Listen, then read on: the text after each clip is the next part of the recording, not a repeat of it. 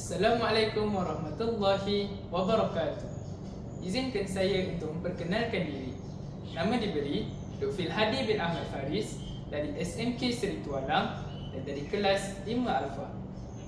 Pada hari ini, saya ingin menceritakan kepada rakan-rakan saya di sana tentang buku yang telah pun saya habiskan pembacaannya pada minggu lepas yang bertajuk Mystery of the Dragon Breath, yang mana diaplikasikan di dalam bahasa Melayu bertajuk Misteri Nafas Naga.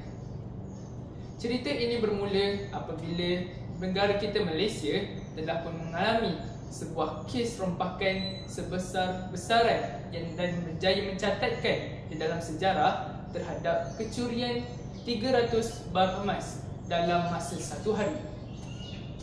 Cerita ini telah pun diperkembangkan lagi apabila pihak polis dan jabatan kerajaan telah pun berusaha sedaya upaya untuk menyelesaikan kes tersebut, namun gagal dan tidak menemui sebarang titik noktah. Namun, cerita ini disambungkan lagi apabila pihak polis telah pun mengambil keputusan untuk mengambil khidmat daripada 3 orang pelajar yang mana masih bersekolah menengah dan sedang pun mengalami cuti musim panas dan bekerja di sebuah kilang perabot kayu. Apabila terlibatnya 3 orang pelajar ini, mereka telah pun berjaya mengembangkan kes ini dan telah berjaya mencari titik noktah yang telah pun ditunggu-tunggu oleh negara pada masa 6 bulan.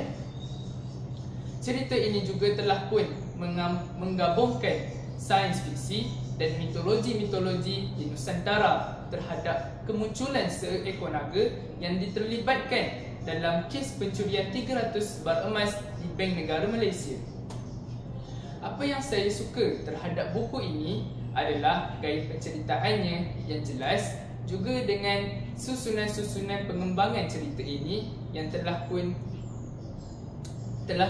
berjaya untuk membuat saya habiskannya tanpa rasa lelah.